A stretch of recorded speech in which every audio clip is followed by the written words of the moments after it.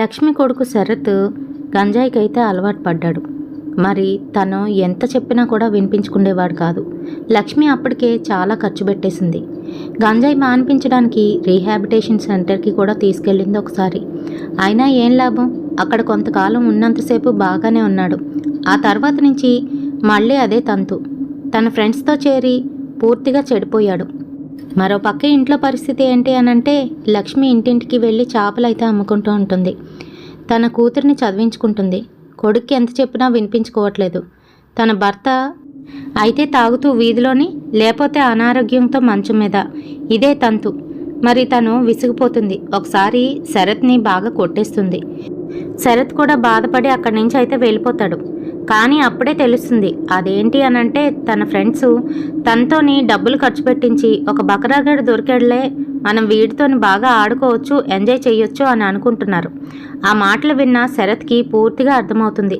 చాచా, నేను ఇలాగ ఉండకూడదు, నా తల్లిని చెల్లిని జాగ్రత్తగా చూసుకోవాలని పూర్తిగా మారిపోతాడు.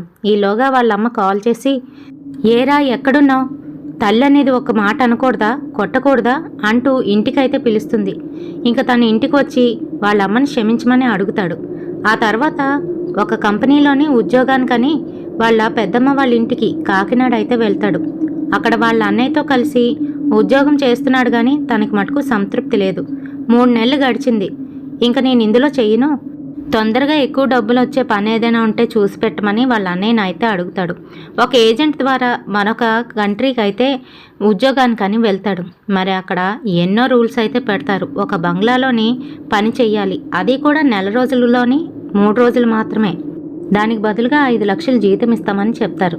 మరి అంత కష్టమైన పని అని అంటే ఏం లేదు, సెక్యూరిటీ జాబ్. అది కూడాను వాళ్ళ గవర్నమెంట్ తాలూకా ఫైల్స్ ఇంకా మెసైల్స్ ఉన్న దగ్గర వీళ్ళు సెక్యూరిటీగానైతే ఉద్యోగం చేయాలి. కానీ బోల్డ్ అని కండిషన్స్. అదేంటి అని అంటే, రాత్రి 11 అయిన తర్వాత తన క్యాబిన్లో నుంచి బయటికి రాకూడదు. సీసీ కెమెరాల్లో నుంచి అంతా కూడా అబ్జర్వ్ చేస్తూ ఉండాలి. 1 నుంచి 15 నెంబర్ వరకు ఉన్న రూముల్లోని కరెంట్ అయితే పోతుంది. కానీ పొరపాటున కరెంటు ఆన్ చేయడానికి కానీ, లేదా అంటే ఎందుకు అలా అయ్యిందని కిందకి వెళ్ళడానికి వీల్లేదు. రోజు 12 అయ్యేసరికి బ్లాక్ కలర్ కోట్ వేసుకొని గేట్ దగ్గరికి ఒక మనిషి వచ్చి నించుంటాడు. అతను ఎవరు ఏంటి అని సీసీ కెమెరాలో నుంచి కూడా అతను కాస్త చూడకండి.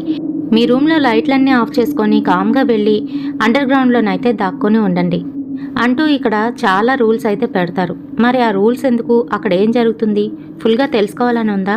అయితే లెఫ్ట్ సైడ్ నా ప్రొఫైల్ పిక్ కనిపిస్తుంది కదా, దాని కింద నా ప్లే బటన్ ఉంది, క్లిక్ చేసి చూడండి, ఫుల్ వీడియో వస్తుంది. నచ్చితే ఒక లైక్, షేర్ కూడా చేయండి మరి.